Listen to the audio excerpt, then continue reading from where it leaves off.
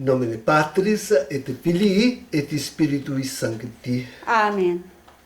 Pater noster, qui es in celis, sanctificetur nomen tuum, adveniat regnum tuum, fiat voluntas tua, sicut in cielo et in terra. Pane nostrum quotidianum da nobis hodie, et dimitti nobis debita nostra, sicut et nos dimittimus debitoribus nostris, et ne nos inducas in tentationem, sed libera-nos a malo. Amém. Sede da sabedoria. Rogai por nós. O vídeo que gravo agora é bem oportuno de fazer hoje, porque trata justamente da sucessão apostólica de Pedro, cuja festa hoje, a festa do martírio de São Pedro de São Paulo, marca de um modo tão bonito. Trata-se de nós vermos como isto se produz com todos os efeitos e com toda a validade. Assunto importante, quer dizer, importantíssimo, em primeiro lugar, por causa daquele que hoje ocupa a sede de Pedro.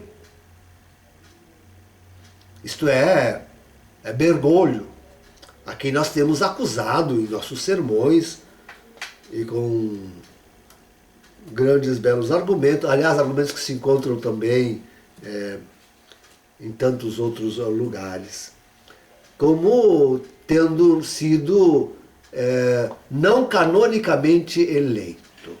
Não canonicamente eleito. E essa eleição não canônica torna Francisco um antipapa.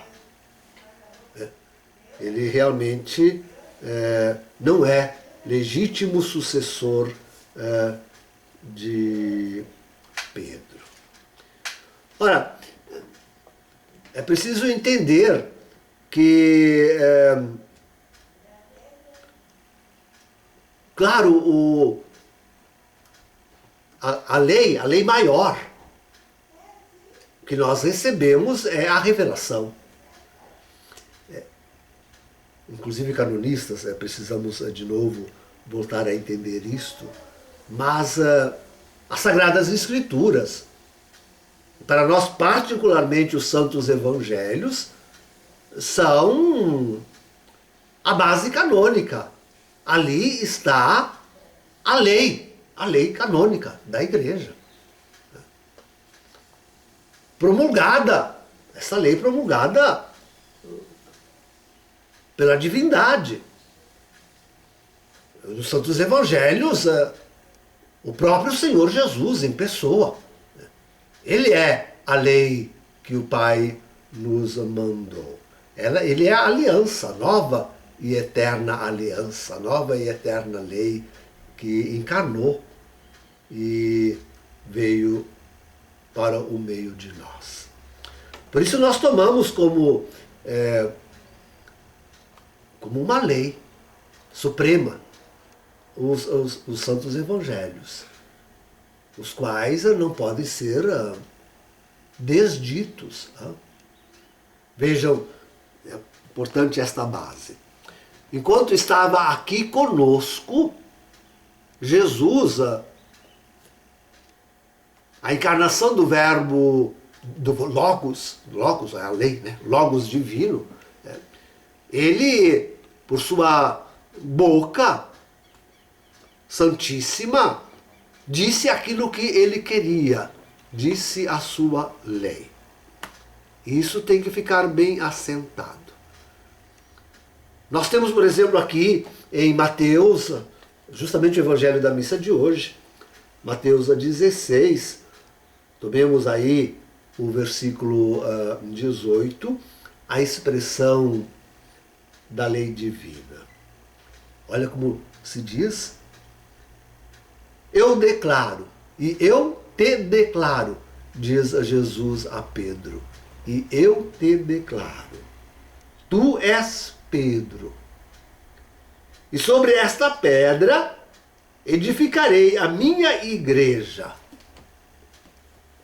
Todo o edifício da igreja está construído sobre esta pedra que é constituída por Cristo. É verdade que há outros textos que vão também, depois da paixão, este texto, assinale-se, e isso é importante, acontece já antes do Senhor sofrer a sua paixão, morte e ressurreição. Mas também vem confirmado depois da ressurreição, como nós podemos ver, por exemplo, em João, capítulo 21, versículo 15 e seguintes. E tem outros textos de outros evangelistas também, onde esta autoridade petrina é bem delineada, bem estabelecida. Então, isso fica assentado. Jesus, o legislador divino, estabeleceu Pedro como o seu sucessor. E por isso, Pedro é sucessor também em legislar. Pedro é o supremo legislador da igreja. É dele que emanam as leis universais que vão dirigir a igreja universal, a igreja no seu todo. É de Pedro que, desde essa palavra de Jesus agora, então é Pedro que é o legislador. Jesus passa, para Pedro, como é que ele diz lá adiante, depois da ressurreição, bem na festa da sua ascensão, todo o poder me foi dado para o meu Pai. Aí ele passa para eles, ordena a eles e passa para eles todo o seu poder. Jesus não reservou nada para si. Quer dizer, ele é o extremo e a suprema cabeça, sempre será. Sempre, mesmo lá no céu, ele é a suprema cabeça da igreja. Mas não pode a suprema cabeça desdizer aquilo que aqui ele nos deixou dito e constituído justamente a igreja e sob Pedro. Então nós temos Pedro como o legítimo legislador em todas as coisas que interessam a vida da igreja. E claro, também na sua própria sucessão. De como seria a sucessão depois da morte de Pedro. Também incumbia essa decisão a Pedro. Uma decisão que Jesus deixa a Pedro. Pedro que devia tomar.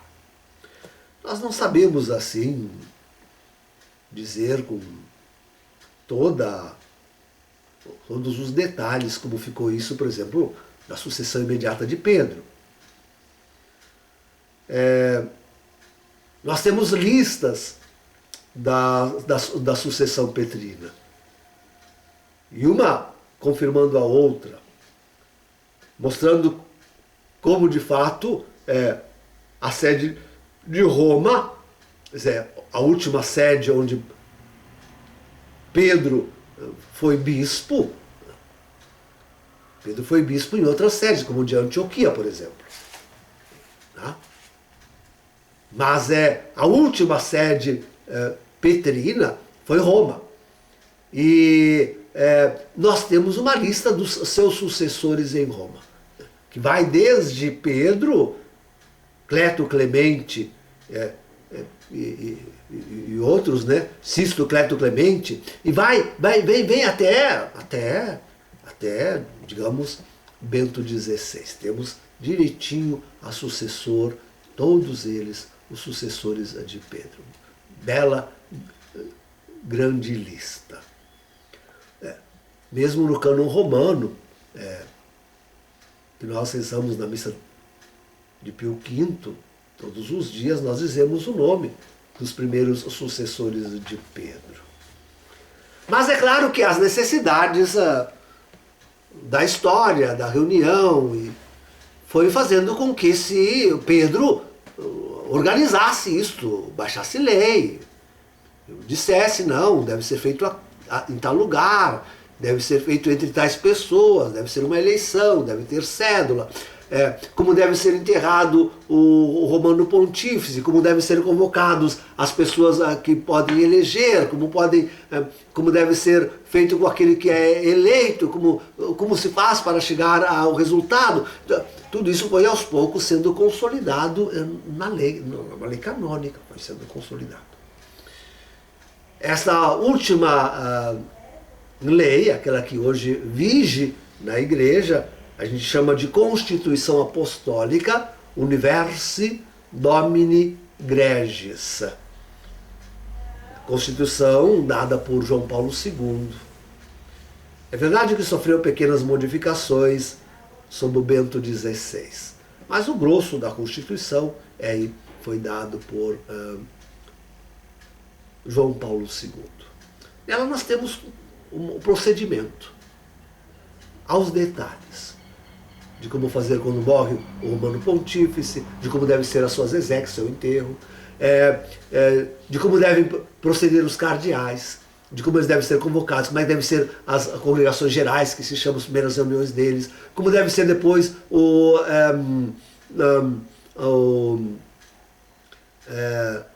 a eleição do sucessor, de como devem ser fechados, aonde devem ser fechados, onde devem se hospedar, tudo nos seus detalhes está aí nesta Constituição Apostólica Universi Domini Gregis. De tal forma que no seu número 76 esta lei diz que se o sucessor não for eleito seguindo exatamente todos os passos na rigorosa observância desta Constituição Apostólica, é nula a votação, é nulo, e inválidos são todos os atos daquele que teria sido pretensamente eleito. Importantíssimo isso. Sobretudo é importante para nós vermos de fato, podermos acusar com toda a razão Francisco como um antipapa, porque não eleito canonicamente. Podemos aí. Mas hoje nós queremos ocupar-nos, sobre Francisco temos falado abundantemente nos nossos sermões. Hoje nós queremos ocupar-nos de outros pretensos eleitos, papas, enfim. Né? Aqui no Brasil nós temos um caso em Bento da Conceição, agora de recente falecido. Mas não é o único. Surgem outros. Sei, por exemplo, de fonte segura, que no México também há, sim, no México também há um pretenso sucessor de Bento XVI. E vejam, já por aquilo que levamos dito até agora, devemos afirmar, bom, eles não foram eleitos canonicamente. A sua lei, a sua eleição, a eleição destes pretensos romanos pontífices, ou papas, enfim, né? Romanos pontífices, não sei como dizer romanos, porque nunca viram Roma. Né? Não foi uma eleição canônica, não seguiu a Constituição Apostólica Universi Domini Gregis. Aliás, ambos pretendem que a sua designação para o cargo, para a sucessão petrina, tenha sido dada direto para do céu. Jesus se lhes teria aparecido e teria constituído eles sucessores de Pedro. Vejam, queridos, aqui nós já temos um gravíssimo erro, porque nem Jesus ressuscitado tem o direito de aparecer a quem quer que seja e constituir pontífice, até nem mesmo padre. Não pode. Tem os sacramentos da igreja para fazer isso. Tem que passar pelos ministros. Não pode. Muito menos burlando esta lei. Ele mesmo se impôs este limite. Alguém dirá, não, mas ele mesmo se impôs esse limite. Quando ele esteve entre nós, ele disse, tu és Pedro e agora passo para ti. Acabei de ler aqui, É passo para ti. E tudo o que tu fizeres, eu faço lá no céu também. Assim eu faço no céu. Assim como tu fazes aqui na terra, eu faço lá no céu. De forma que ele não pode o céu vir e invadir a terra e fazer diferente daquilo que Pedro estipulou, daquilo que Pedro constituiu. Constituição apostólica Universi Domini Gregis. Aqui nós já temos patente. Só com isso eu já podia dizer, pronto. Não são papas. Nunca foram. Nunca foram. Para consolar as pessoas, eu costumo, e posso dizer, por exemplo, tá bem que Nosso Senhor podia ter dado uma mensagem dizendo, olha, eu gosto de ti como se tu fosses um homem ao qual eu poderia colocar como sucessor de Pedro. Mas Jesus devia dizer na mesma hora, mas eu não posso fazer isso, porque eu já botei Pedro lá e Pedro já colocou as suas leis de como... E eu não posso mexer nisto. Isso é coisa de direito divino. Isto é de direito divino. Nem Jesus, vindo em aparições por aí, pode desfazer aquilo que está nas Sagradas Escrituras. Não pode, não pode. Nem Jesus, nem Deus tem este poder. Ouviram? Isto é uma, digamos, eleição não canônica. Não pode acontecer. Mas os equívocos são muitos para que as pessoas possam compreender isto. Por exemplo, no caso do nosso Bento XVI. Ele achou que depois de João Paulo II viria um antipapa. E não sei se ele chegava a falar em falso profeta, mas ao menos, se não falasse em falso profeta, com certeza falaria já no anticristo, viria o anticristo. E ele e a sua turma ficou pensando e acusando Bento XVI de ser o falso profeta e o anticristo. Então, foi um engano, já foi um equívoco aqui. Né? Não se confirmou, aliás, pelo contrário, o pontificado de Bento XVI, a toda a prova, se pode dizer que foi um pontificado santo, justo e bom e querido por toda a Santa Igreja. Então, já ali deviam ter feito uma surpresa, dito, foi um equívoco. Algum padre que estivesse em torno de Bento XVI, de Bento da Conceição, devia ter alertado e eles deviam ter dado atrás e dito, não, de fato, aqui se trata apenas de uma predileção, de uma dileção amorosa, nada de canonicidade e de verdadeira eleição. Né? Nunca. Então, primeiro equívoco. Claro que os equívocos existem outros, por exemplo, ninguém pode chegar, mesmo que o colégio de cardeais, elegesse um leigo para papa, digamos que se reunissem lá, tudo seguindo a Constituição Apostólica Universi Domini Gregis. Se reunissem os cardeais, e eles achassem que tem um homem aí, que ele realmente é um homem maravilhoso, e este homem deveria ser o sucessor de Bento XVI. Qual seria o procedimento? A Universi Domini Gregis ordena isto. Eles teriam que mandar alguém, chamar este homem, ele deveria entrar lá na sala de votação, ser consultado se ele aceitaria. Se ele aceitasse ser o sucessor, então eles teriam que ali mesmo fazer uma missa, consagrá-lo bispo, e só no momento em que ele fosse bispo, passaria para ele a sucessão. antes de ser bispo, jamais, não é sacerdote, não é bispo, como é que poderia ser sucessor do outro bispo?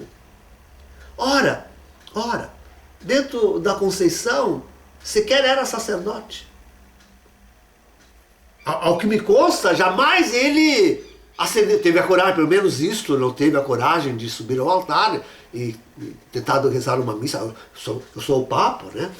Ele mesmo, pessoalmente, me mostrou um anel que ele teve lá, uma visão, um sonho, e confeccionou-se um anel. No dedo dele, ele mesmo, pessoalmente, me mostrou o tal do anel dele. Absurdo. Nunca, sequer este homem presidiu uma missa, celebrou missa. Nem bispo, nem presbítero. Jamais ele ousou querer ser. Então, quer dizer, é completamente descabido, não se sustenta dizer que este homem, de fato, foi Papa. Agora já falecido. Aliás, sim, tantas falsas profecias nós devemos identificar nas mensagens que ele transmitiu. Uma já disse, quer dizer, que ele seria Papa logo depois de João Paulo II. Mas ele chegou a afirmar também que, depois de um certo tempo, dando-se conta que o outro, aquele que estivesse lá em Roma, era o falso profeta e antipapa e anticristo, os cardeais, dando-se conta, viriam correndo aqui ao Brasil, aí a Camboriú, e reconheceriam a Bento da Conceição como o legítimo Papa. Viagem. Conto da carrochinha. Nunca aconteceu. Claro, jamais. Né? Aliás, este bom homem também dizia que seria ele quem pessoalmente entregaria a Jesus glorioso no seu retorno em majestade, ele que seria aquele que lhe devolveria as chaves da igreja. Que, sim, ele dizia que nem ele morreria jamais, nem ninguém da sua família. Ninguém jamais. Estariam todos vivos no retorno de Jesus. Ora, ele já morreu. Como se sustenta ainda qualquer crendice em torno dele, é que eu não entendo. Não consigo entender isso, Tá? Olha que passaram por lá bons sacerdotes. Não se conta a miúdo isto, mas padres como o padre Cardoso, o padre Lenildo, passaram por lá e, bom, o bispo constituiu uma equipe para estudar, né? E eles encontraram várias heresias nas mensagens. Bom, eu já estou dizendo aqui algumas, e nem, por favor, essas mensagens dele, é uma perda de tempo ler tudo aquilo. É uma perda de tempo ler tudo aquilo, por favor. Temos mais em que nos ocupar. Né? Então, sim, bons sacerdotes passaram por lá. Né? E não aguentaram. Viram que aquilo ali não podia sustentar realmente a fé católica. Sem dúvida. É verdade que teve um sacerdote muito idôneo, muito bom, que ficou lá, tentava ajudar, e sustentou bastante aquilo até a sua morte. Né? Até a sua morte. Mas também já em idade. Bom, eu quando estive com eles e vi ali alguns sacerdotes, eu disse francamente a estes sacerdotes, depois de ter discorrido algo daquilo que estou lhes dizendo, eu disse a estes sacerdotes, eles precisam estudar, porque não pode se um sacerdote não pode ir atrás de uma coisa assim, que não tem nem pé nem cabeça, não tem fundamento. Não tem fundamento teológico, não tem fundamento jurídico, não tem fundamento místico, porque Jesus, eu digo, não pode aparecer a ninguém para se contrapor ao seu próprio evangelho. Se Jesus aparecesse a alguém, ou Nossa Senhora, contrapondo-se ao seu evangelho, isto é, Jesus no evangelho diz uma coisa, tu és Pedro e agora vais legislar, e depois ele aparece ele dizendo, não, agora eu que legislo e tu vais ser sucessor de Pedro, quer dizer, desprezando a legislação de Pedro, está se contrapondo a si mesmo. Jesus estaria se contrapondo a si mesmo. Não pode, isso não pode acontecer, é contradição. Deus é Deus, Deus não pode cair em contradição. Jesus é Deus, ele não pode cair em contradição. Ele deve ter previsto, Jesus deve ter previsto tudo aquilo que a igreja hoje está passando.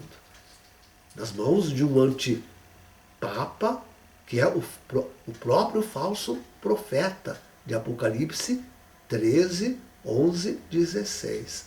Mas não pode interferir diretamente, quer dizer, para contradizer-se. Pode ter interferido, com certeza, tem vindo em nosso socorro, absoluta certeza, eu tenho disso também aqui em nós, na nossa casa, ele vem diretamente a auxiliar-nos, mas nunca, nem ele, nem sua mãe, nem os santos, para contradizer aquilo que ele mesmo constituiu nos santos evangelhos. Ele não pode fazer isto.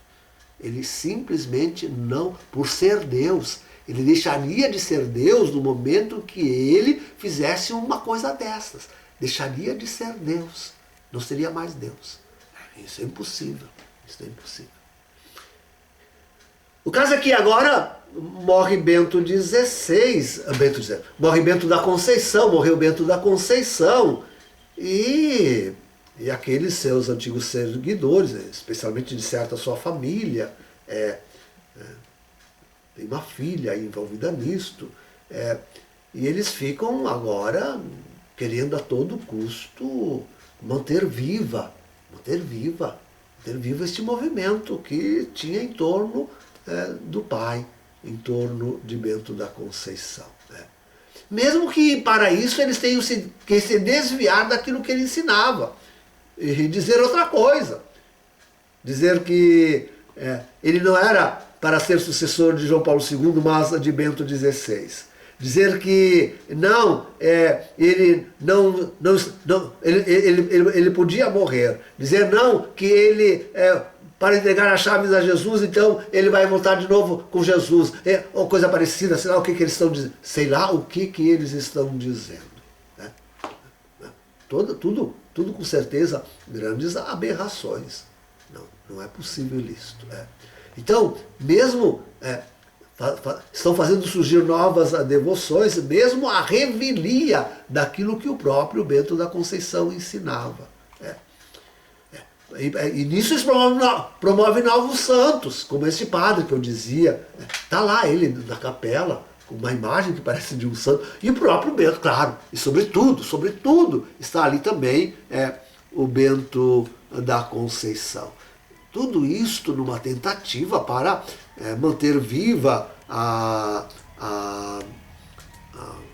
obra de Bento da Conceição e continuar com certeza auferindo aí as benesses que tinham até então.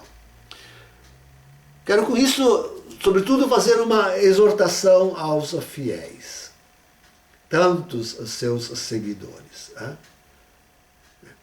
Bom, eu digo, falsos profetas, temos muitos no meio de nós, hein? Temos aí também o caso de Jacareí, esse rapaz que é meio totalmente desequilibrado. Ele não se diz papa, mas é completamente desequilibrado esse de Jacareí. Mas eu não queria que com isto os fiéis perdessem as coisas boas que puderam ter recebido, que puderam perceber. eu digo, queridos, porque eu tenho amigos desse movimento do Bento da Conceição, mas que agora já caíram em si, enfim, mas que acompanharam o início, estavam no início, foram promotores do movimento desde o início, no seu início, ali onde Bento realmente precisava de todo o apoio. Quer dizer, não perdi